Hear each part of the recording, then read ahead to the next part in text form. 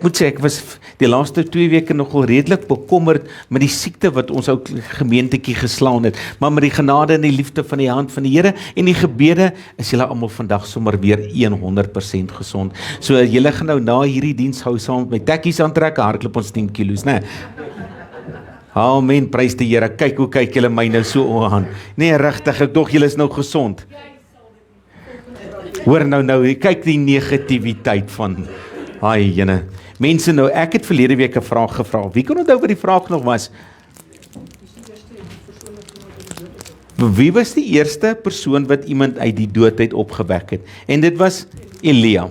En jy kan dit gaan lees. Karen het pragtig die teksversies en goed later uit haar Kripnotes uitgehaal, maar sy is daar. Nou het ek 'n baie interessante vraag.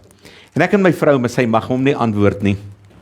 Het vanoggend jy kan hom eers uitspreek, maar jy kan die Afrikaanse weergawe uitspreek. Het ek 'n baie interessante vraag. Daar's 2 verwysings in die woord van God daarna.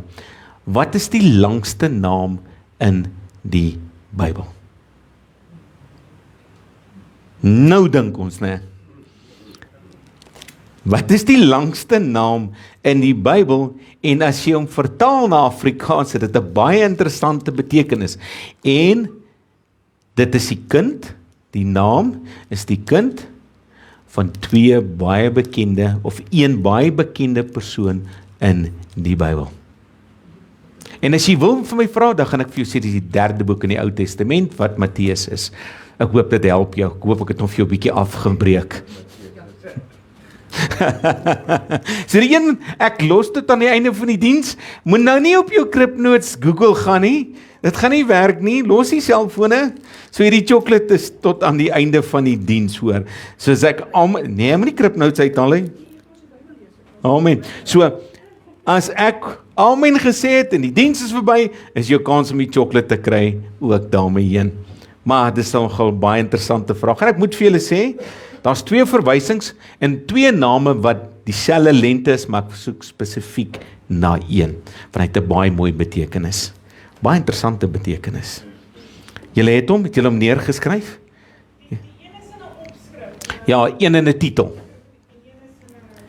En die een word pertinent in die woord na verwys. Baie interessant, né? Nou kyk julle my so aan. Moet my nie so aankyk nie. Ek moet julle aanwakker om bietjie vrae te vra. Steven, wil jy die chocolate hê? Kom sien my nou, dan gee ek jou die antwoord. Vir Karen vra om te Google. Mense, ek wil vandag gesels oor iets wat my na in die hart lê. En dis Paasnaweek. Paasnaweek is nie net 'n feesnaweek nie. Dis nie net 'n vakansienaweek nie. Dis nie net iets wat ek en jy herdenk nie. En die tema van vanoggend se boodskap is, wat beteken die kruisdood vir my? Dan oor, wat beteken Paasnaweek vir jou? Wat beteken dit vir jou? En besef ons die belangrikheid van hierdie kruisgebeurtenis. Besef dit, daar's net een ding in die woord van God wat ek moet kan bewys, dan verval ons geloof. Dan het ons nie meer 'n geloof nie. Hy bestaan nie. En is nie iets wat nie vandag in die moderne eeu is nie. Hierdie vraag en hierdie probleem het al in Paulus se tyd opgekom. En Paulus het hierdie vraag kom verdedig. En Paulus het dit baie mooi uiteengestel, wat die belangrikheid en die betekenis van die kruisdood is. Dis nie 'n lekker lang naweek nie. Nee. Dis nie net 'n lekker bymekaar koms nie. Nee. Paasnaweek moet vir elke een 'n baie dieper persoonlike betekenis hê. Vir ons as kinders van God is dit die gebeurtenis. Want weet jy wat, anders was ek en jy verlore. Dan het ek en jy nog onder die Ou Testamentiese wet gestaan. En ek wil vir jou sê, dan het ons almal gaan braai. Want om die wet na te kom, is een van die moeilikste dinge. Die Here het besef, het maak nie saak hoeveel reëls ek hierdie mens gaan gee nie. Hy kan eers 10 nakom nie. Wat maak dit as ek nog 2 by gaan gee? So die Here moes 'n redder stuur. Hy moes iemand stuur om die offer vir my en jou oortreding te wees. En hier kom Paulus, en ek wil hê jy moet na 1 Korintiërs 15, vanaf vers 12, tot en met so 23, en ek vir julle lees, oor die belangrikheid, en hierdie vraag, wat beteken Paasnaweek? Paasnaweek, die gebeurtenis aan die kruis, is die belangrikste vir my en jou. En hier kom Paulus, en hy verdedig hierdie. Kom ons lees vanaf vers 12. Maar as Christus verkondig word, dat hy uit die dood uit opgewek is, waarom sê sommige van julle dat daar nie 'n opstanding van dooies is nie? Hier kom Paulus eers en hy sê, maar as julle sê Christus het nie opgestaan nie, beteken dit, as ek en jy sterf, dan is dit die einde. Wat leer die woord vir ons? Daar is 'n ewige lewe hierna. Die persoon wat aan die kruis saam met hom gehang het, het gesê, dink aan my vandag, dink aan my, wees my genadig. Wat het die Here vir hom gesê? En hier is die antwoord. Hy sê, en jy gaan vandag, waar? Saam met my in die paradys wees. Johannes 3 vers 16, want so lief het God die wêreld gehad, dat sy eniggebore seun aan 'n kruis gesterf het, en wat vir my en jou redding en hoop bring, en die wat hom glo, ewige lewe. Weereens, 'n ewige lewe. Anderswoorde, daar's iets nadat ek en jy sterf. En dit is die sleutel, dat Jesus daardie dood vir my en jou oorwin het. Hy sê, as daar geen opstanding van dooies is nie, is Christus ook nie opgewek nie. Met ander woorde, as ek en jy sterf en ons word nie opgewek nie, dan was daar nie 'n Christus nie. Dan was hy gewone mense soos ek en jy, wat aan 'n kruis gesterf het. Nie waar nie? En al hierdie arme apostels, profete, martelaars, wat singend na hulle dood toe geloop het, dan was hulle mos nou eintlik maar 'n klomp fools gewees, is dit nie? Maar as iets wat die disippels anders gemaak het, hulle was bereid om singend na hulle dood toe te gaan, hoekom hulle die opgestane Jesus gesien, nadat hy die dood uit opgestaan het. Hy sê vers 14, as Christus nie opgewek is nie, is ons verkondiging sinneloos, en dit is ook nie 'n geloof nie. Met ander woorde, as Jesus nie opgestaan het nie, het ons nie 'n geloof nie. Bottom line. Dan kan ons hierdie lewende woord van God vat, ons kan hom toemaak, en ons kan hom weggooi. Dis wat dit beteken.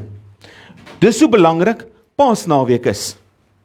Ons herdenk wat? Die bestaan van ons geloof in wie? In Christus Jesus, wat gesterf het, sodat my sonde verhaal kan word aan die kruis, sodat ek wat in hom glo ewige lewe kan hê. Dis wat dit beteken. En hoe herdenk ons Paasnaweek? Is ons ingeskakel? Wil ons werklik in eenheid met God wees? Het ons 'n passie? Besef ons dat ek en jy losgekoop is deur 'n kosbare lewe.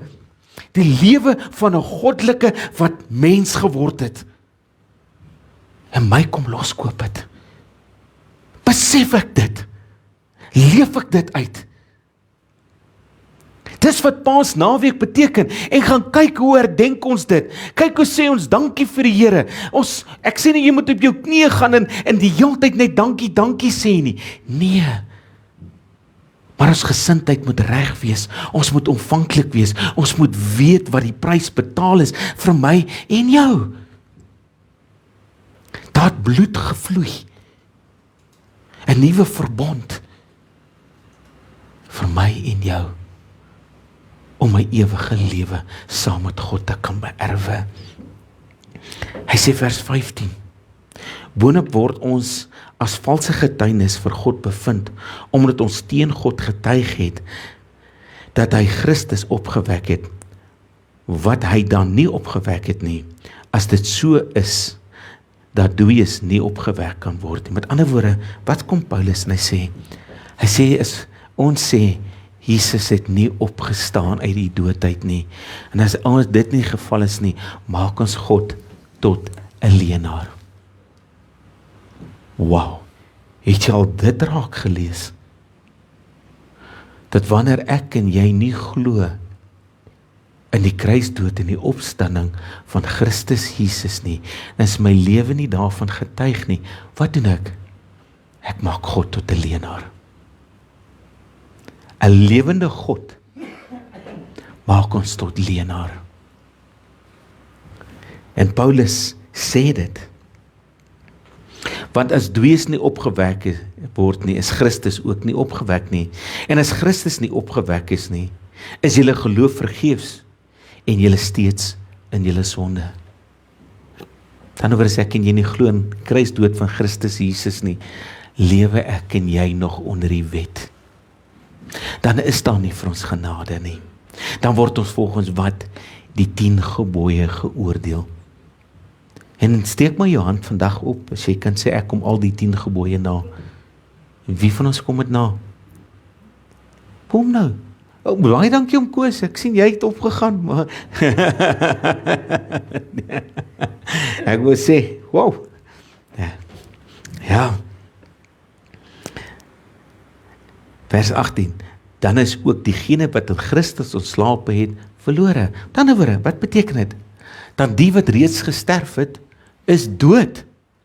Daar is nie 'n ewige lewe nie. Ek en jy het nie geloof nie. Ek en jy het nie iets om na uit te sien nie. Maar dis hoe ons leef. Dis hoe ons in die moderne kerk funksioneer. Ons lewe asof Jesus Christus nog steeds in die graf is. Ons sien nie die vrug in mekaar nie. Kom ons praat eerlik. Die huis van die Here loop leeg. Mense kom nie meer na die huis van die Here. Ons glo nie meer in die woord nie. Ons wil tog hierdie woord tog so mooi aanpas by die mens.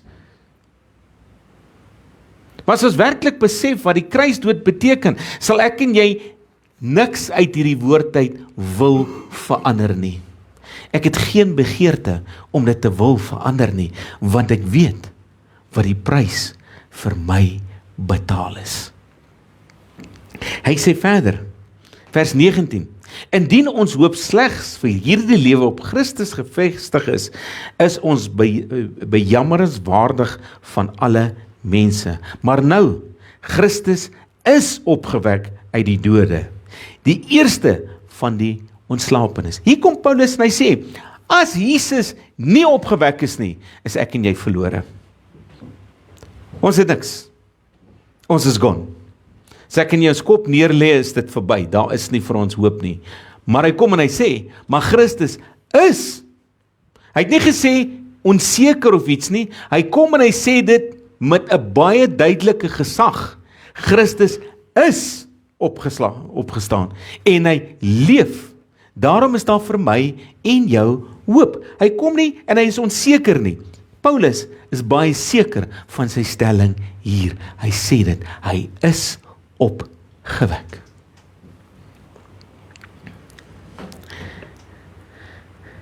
Maar nou, Christus is opgewek uit die dode, die eersteling van die ontslapenis, wat aangesien deur die dood 'n mens gekom het, kom die opstanding van die dooies ook deur 'n mens. Want soos almal deur Adam sterf, so sal almal in Christus lewend gemaak word. Maar elkeen volgens 'n bepaalde orde. As eersteling Christus, daarna met sy koms, hulle wat aan Christus behoort. Paulus sluit hier af met 'n baie definitiewe stelling. Hy sê, die wat in Christus is. Anderswoorde, wat kom hy? Hy sê, as jy 'n wedergebore kind van God is, en dat jy glo aan die kruisdood, en jy verstaan waaroor die kruisdood gaan, en jy dit te harte geneem, en jy lewe volgens die voorskrifte wat God van my en jou verwag, wil ek vandag vir jou sê, daar is hoop. Maar wat beteken dit vir jou? Wat is die implikasie van die kruisdood op jou lewe? Wat beteken dit vir jou? Ek weet wat dit vir my beteken. Beteken 'n dag wat ek in dankbaarheid na God toe kan gaan en sê, dankie Here, dat U my liefhet. Dankie Here dat U vir my 'n redder gestuur het om my te kom red, want ek kan myself nie red nie. Dankie Here dat hy 'n wrede dood gesterf het, vir my sondes betaal het deur sy bloed. Hy het my kom loskoop van die band van slawerny en kom heg met die band van liefde. Hy het gesterf. Hy het in die doderyk gegaan en die sleutels van die doderyk geneem. Satan se sleutels van sy eie huis het hy gaan vat. Daarom is alle mag, alle gesag op die aarde en in die hemel aan wie gegee? Aan Christus Jesus. Hy het opgestaan. Hy het aan meer as 5000 mense verskyn. En hy het opgevaar, waar hy nou in die troonkamer van God vir my en jou intree. Weet jy dit? Weet jy dat hy vir jou bid? Dat hy seën, dat jy guns ontvang. Dit alles het by die kruis vir my en jou begin. Nou vir baie mense is daar 2 reaksies of implikasies. Die een is, ek neem die Here aan, en die ander een, ek neem hom nie aan nie. Dis soos Matteus 7, die breë weg en die smal weg. Baie mense kies die breë weg, want dit is 'n weg van gemaklikheid. Dis mos die highway. Wie van ons ry die agterpaadjies? Sê gou wat vol slaggate is. Nie sien, daar's darm een wat sy hand opsteek en sê, ek ry daarom nog die agterpaadjie. Ons hou nie van die agterpaadjies nie, hoekom nie? Dis vol slaggate, né? Ek ry stadig, dis moeilik. Ek kan nie by my eindbestemming uitkom nie waar nie. Nou weet jy wat? As 'n kind van God, wanneer jy die nou pad gevat het, is dit die pad. Want jy sien, Satan grou spesiale potholes vir jou. Want hy moet 'n flat, kan nie sy tyre kry nie, maar skoensool kry. Hy wil hê jy moet struikel. Hy wil hê jy moet val. Hy wil hê jy moet terugdraai in die highway. Want jy sien, as jy mos nou op hierdie paadjie ry, jy al gesien, daar's baie sulke bordjies wat wys, highway, highway, highway. En dit is so maklik as 'n kind van God nou op die breë pad loop, om gou, ek wil eerder ruk gou op die highway gaan hardloop, dat ek nou maar vinnig by my eindbestemming kom. Ek wil nie vinnig by my eindbestemming uitkom nie. Ek wil op die regte tyd by my eindbestemming kom. As dit beteken ek moet die agterpad vat en ek moet val, ek moet opstaan, ek moet seer kry, ek moet bloei, ek moet uitklim en my kar se wiel 3 keer change en ek het net 1 spaarwiel. Hoop ek daar's 'n genadige persoon wat nog 2 het. En dis wat hierdie pad beteken, om 'n kind van God te wees. Dis swaar, dis moeilik, dis pynlik, dis opstaan, dis val. Hoe dink jy was dit vir die Here gewees? Van hy gevange geneem is. Hy was verneder. Hy was beskuldig van dinge wat hy nie gedoen het nie. Hy is geslaan, gegeesel, opgespoeg, 'n doringkroon. Jy weet al in 'n doring getrap. Ek meen, so 'n ou klein doringkie, jy loop daar om 'n krippel vir 6 dae in 'n seer. Hulle het 'n doringkroon gemaak en so op sy hoof ingedruk. Dit het so hier verby sy skedel so ingedruk. Wie seer moes dit wees? Want is by jou brein, en jou brein is baie gevoelig. Al die senuweepunte kom daar by mekaar. En wie baie keer is ek en jy daar die doring, deur ons ongeloof, deur nie te wil luister nie, deur te sê, Here, hierdie Paasnaweek gaan ek bietjie lekker jol hê. Ek gaan braai, ek gaan dit doen, in plaas om te gaan sit en besef wat dit beteken. Is ek en jy nie dalk daai doring nie? Of is ek dalk die een deur my lewe wat vandag daai sweep vat, daai gesel vat? Wie hy is gevleg met 'n klomp beentjies en glasstukke so in hom, en hy het 7 punte, en die punte is daar sulke hoeke gewees. En elke keer wat hulle hom gegeesel het, en hy 7 so omgekom, en het vleis uitgetrek. Hulle sê op 'n stadium kon jy sy longe van agteraf sien. Dis die prys wat bepaal is, en betaal is vir my sonde. En baie keer is dit ons woorde wat so uitgaan. Ons vloek, ons afbreek, ons doodmaak van mekaar met die tong, wat dit so uitruk, sulke stukke. Nog steeds het hy gestaan. Gesê, Vader, ek is lief vir Gert. Ek is lief vir elkeen wat hier staan. Elkeen wat my aanroep, sal 'n erfgenaam van my koninkryk wees. Swak, kom in hulle sit, 'n houtbalk op hom. Nie mooi afgeskuur, glad, netjies nie. Rof, stukke wat in hom indruk. En soos hy loop, word hy gespot. Word hy verneder. Word hy in die gesig gespoeg. Tot op 'n punt waar hy nie meer kan nie. En hy val. Baie keer druk die wêreld ons so vas. Ons val. Maar wat doen ons? Ons staan nie op nie. En soos wat Simon van Sirene daar gestaan het, en wat vir hom 'n vloek was, en hy gesê het, ek sal die kruis dra, maar toe hy in die oë van God kyk, besef hy in wie se teenwoordigheid hy staan. En daar die kruis, die hout van vloek, word vir hom 'n hout van liefde, seëning, guns en genade. En wie wat is ek en jy val? En daai stuk druk ons so vas. Weet jy wie staan langs ons? Jesus. En hy sê, kom na my toe. My las is lig. Ek sal dit vir jou dra. Want ek weet hoe dit is om daai kruis te dra. Is daardie pad vir hom maklik gewees tot by die kruis? Nee.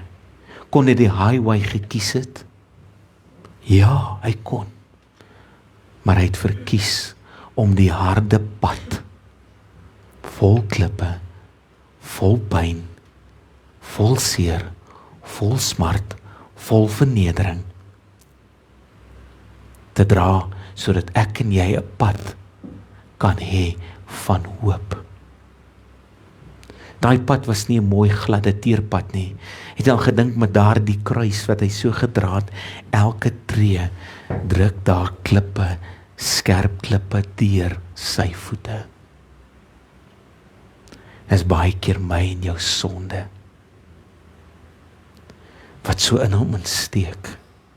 Ons ongehoorsaamheid, ons liefdeloosheid, verwerping.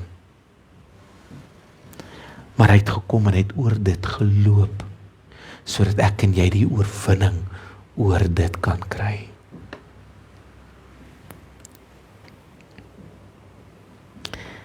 Ek wil 4 punte uithaal aangaande hierdie kruis, wat vir my baie belangrik is. God se woord sê, ons is almal doemwaardige sondaars. Ons almal verdien die straf. Ons almal verdien die dood. Romeine 3, vers 10 tot 12, kan jy dit gaan lees. Romeine 6 vers 32, en die loon van die sonde is die ewige dood.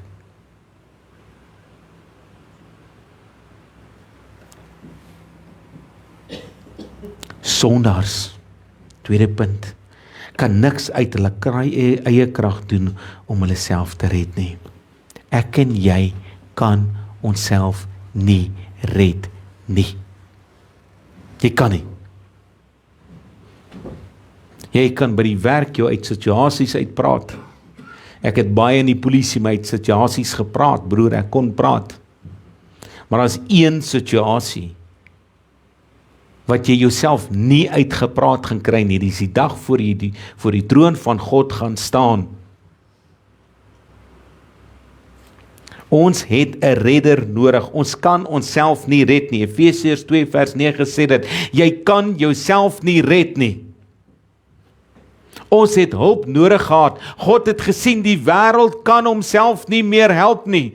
Maak nie saak wat hy doen nie. Hy moes intree. Hy moes iets doen om vir my en jou 'n ewige lewe te gee. En daardie intrede was die kruis van Christus Jesus.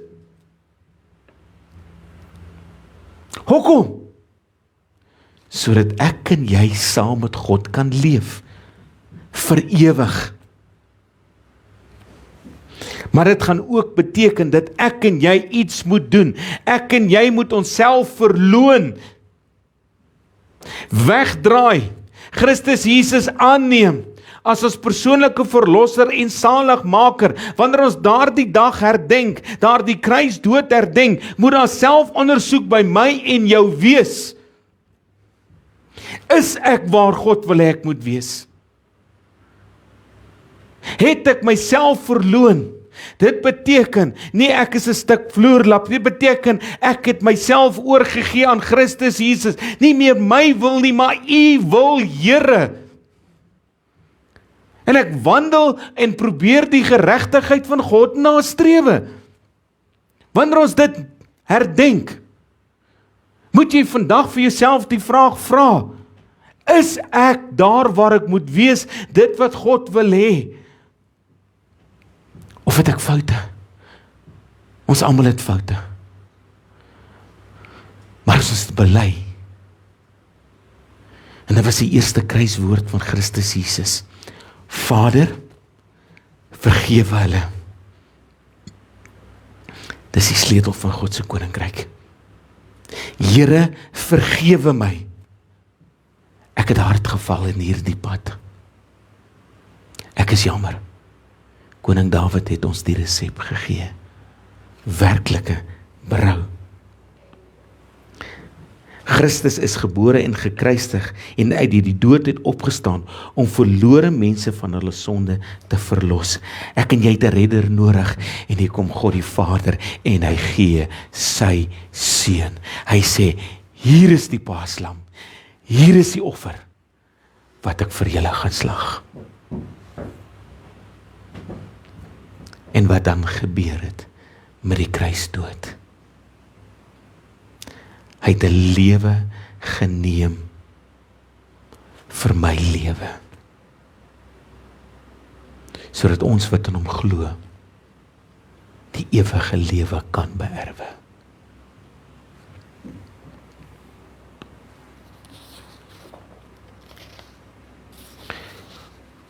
Om gered te word moet sondaars eerstens homself oorgee. Wanneer gee ek myself oor? Wanneer ek besef ek het hulp nodig. Nie waar nie. Toe ek op die laagste punt in my lewe was, het ek besef ek het iemand nodig om my omstandighede te verander. Ek het 'n redder nodig. En ek het hom aangeroep. En hy het my nie kom voorwaardes stel. Hy het my onmiddellik aangeraak. Maar ek moes iets doen, ek het my oortredinge kom bely. En ek het weggedraai van my ou lewe. En ek begin wandel op 'n nuwe pad. Daardie pad. En daardie pad beteken baie keer iets van my en jou. As kind van God, toe ek 'n kind van God word, het ek baie vriende verloor. Ek wil dit vandag vir jou sê, baie. Van my familie teen my gedraai. En gesê, maar kom gedrink net 'n bier saam met my. Ag, kom moet jy so hoog heilig wees nie. Ag, moet nie dit wees nie. But I made a choice. En my keuse was Christus Jesus. En ek gaan agter my herder aanloop. Het ek geval? Baie. Maar ek het opgestaan want ek weet wie's die een wat my dra. Wie's die een wat saam met my loop. As sondaar moet ek en jy glo in daardie naam, Christus Jesus. Ons moet glo dat hy jou kom loskoop het. Glo jy dit vandag? Glo dat wanneer jy hom aanneem, is jy 'n vry mens in Christus Jesus? Glo jy dit? Glo jy is 'n oorwinnaar vanoggend? Glo jy dit? Glo jy is 'n onderwinnaar? Nou kom leef ons asof Christus Jesus in die graf is. Hoekom leef ons asof Christus Jesus in die graf is? As jy sê, ek is 'n oorwinnaar in Christus Jesus, want hy het my gered, hy het my losgekoop, dan moet ek opstaan, en ek moet in vrede en liefde wandel, teen spyte van die omstandighede waarin ek mag wandel. Hy het nêrens in sy woord gesê, as jy my aanneem, gaan ek vir jou roosblaartjies en 'n rooi tapuit uitgooi, soos wat Chelsea kry nie. Nee, hy het vir jou gesê, jy gaan 'n doringpad kry. Want Jesus het 'n lyding na die kruis toe geloop. Daarom gaan ek en jy as kind van God 'n lydingsdoop hê. Dit gaan nie moeilik wees, dit gaan nie maklik wees, dit gaan moeilik wees. Maar wie volhard, soos wat Jesus volhard het op daardie pad na die kruis, sal die oorwinning by die kruis kry. Sal die oorwinning by die troonkamer van God kry. Maar dit gaan beteken, ek en jy moet volhard. Jesus kon op daardie pad na die kruis, toe hy so getrap het in daai klippe met die gewig, sy moegheid, sy moedeloosheid, sy wanhoop, kon hy die engele geroep het, en dit was verby. Maar hy het gekies om die harde pad, die nou pad, vol bloed, pyn en seer te stap vir my en jou. Nou dink jy van Jesus se bloed het nie op daardie pad agtergebly nie. Ja, en as ek en jy val, bly van ons bloed agter. Ja, maar ons kry nuwe bloed in Christus, soos wat ons nader en nader en nader aan die oorwinning beweeg. Die kruisdood is die oorwinning. Oorwinning vir my en jou. Maar is 'n harde pad om tot daar uit te kom. En ek en jy moet volhard. Dis wat die woord vra.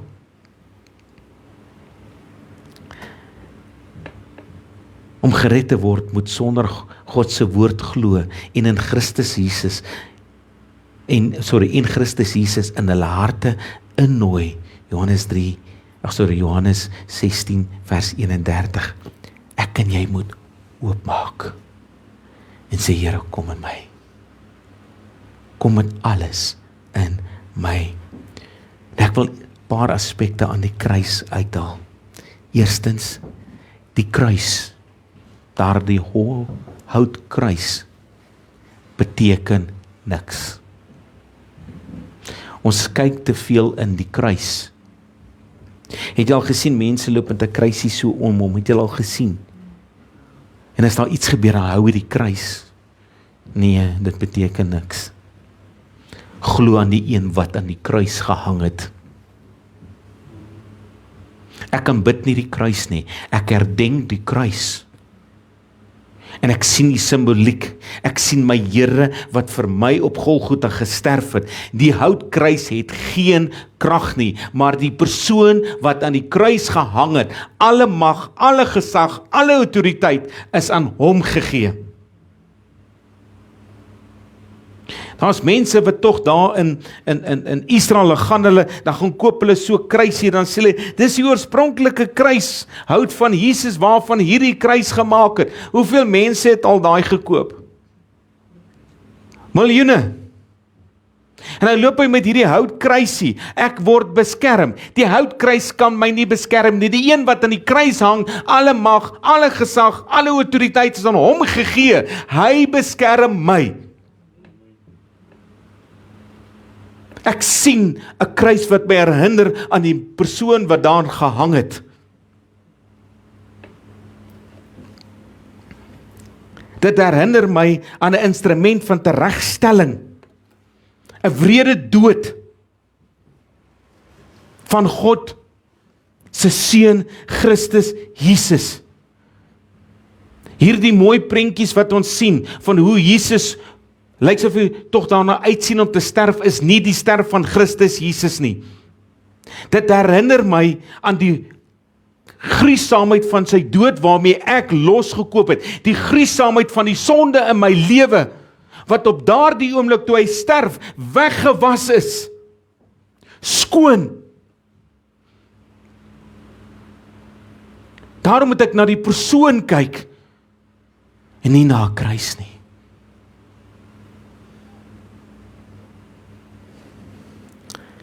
Ek sien die kruis as die senter van my verlossing deur die persoon wat daar hang. Die senter van my bestaan. En sy naam is Christus Jesus. Niemand anderste nie.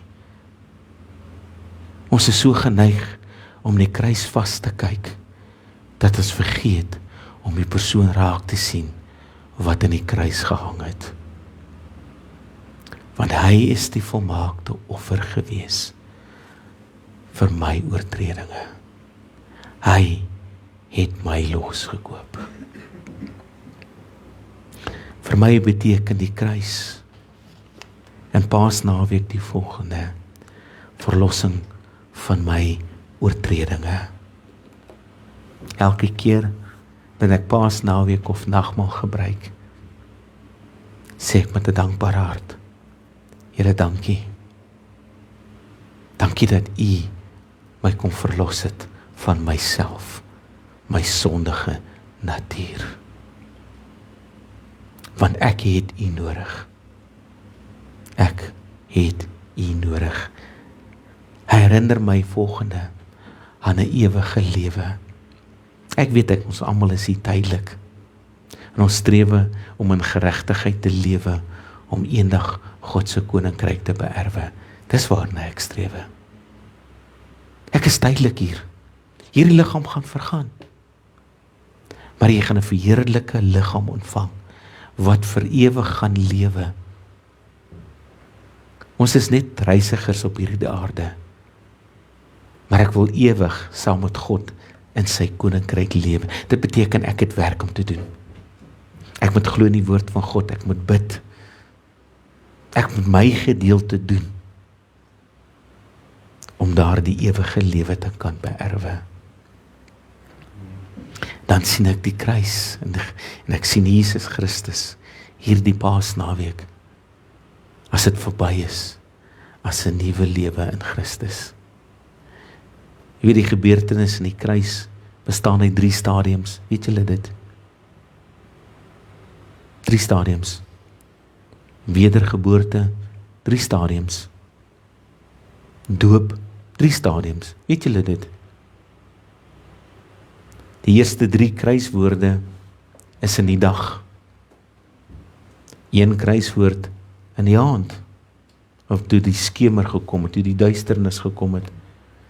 En die laaste 3 woorde in die nuwe begin, die nuwe verbond. Wanneer ek en jy wedergebore word, is my ou lewe, ek sterwe. Wat is 'n graf as jy hom toegooi? Dis donker. En dan staan ek 'n nuwe mens in Christus Jesus op. Wow, wanneer ek gedoop word, hier's die ou mens. Ek gaan onder die water. Ek maak my oë toe. Daar's duisternis om my. En ek staan 'n nuwe mens in Christus op. Hy simboliseer 'n nuwe lewe. En ek en jy het 'n keuse om daardie nuwe lewe myne te maak. Ek kan aanhou met my sondige mens, of ek kan Jesus aanneem. Ek kan sterf, duisternis, nuwe begin. Want wanneer ek en jy sterf op hierdie aarde, ons lewe, dan gaan duisternis kom. Dan het ek en jy 'n keuse waar ons gaan eindig. In die koninkryk van God of in die ewige hel. Die keuse is joune. Slot. Ek wil met dit afsluit vandag. My slot. Om die vernedering en sterwing van Christus Jesus te vier, is nie net 'n emosionele of mooi geleentheid nie. Dit is ook nie net 'n blote intelligente oefening nie. om die vernedering en die sterwe van Christus Jesus te vier, is 'n wonderlike gawe uit die hand van die Here.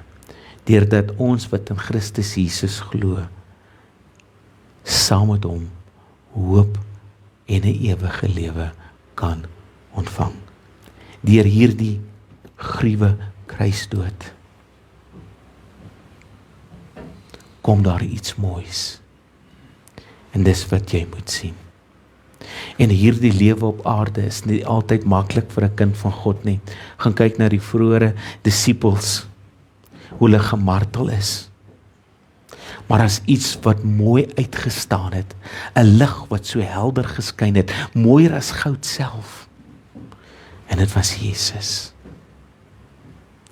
Op hierdie Golgotha, daardie pyn, daardie seer, daardie wanhoop, moet ek en jy iets hier raak sien. Die hart van Jesus, wat soos helder goud skyn, vir my en jou.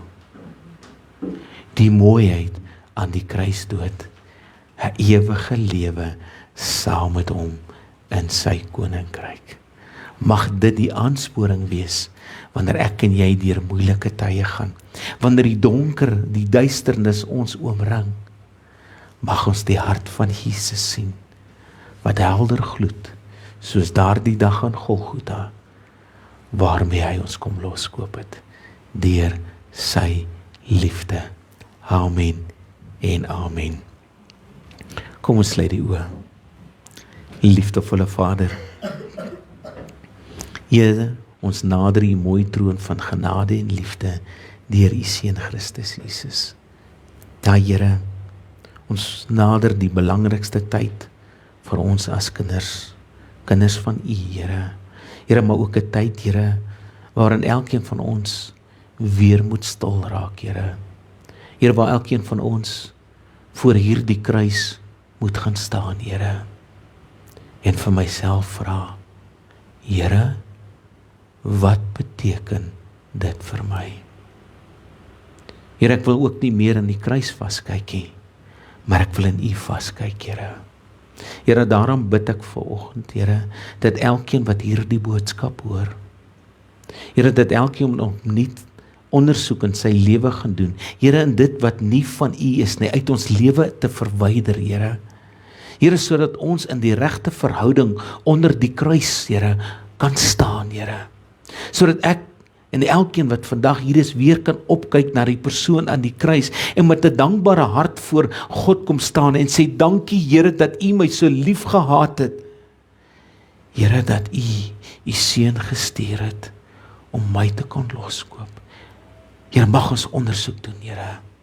Mag ons opnuut vra in ons hart hê, Here. Here, ons vra dat die Heilige Gees vir ons gaan wys waar die foute in ons lewe is, Here, sodat daardie foute kan herken, Here, om weer in die regte verhouding met U te kom staan, Here. Mag elke een opnuut hierdie belangrike dag nader met die gesindheid, Here, verander my, sodat ek meer van U in my lewe kan ontvang.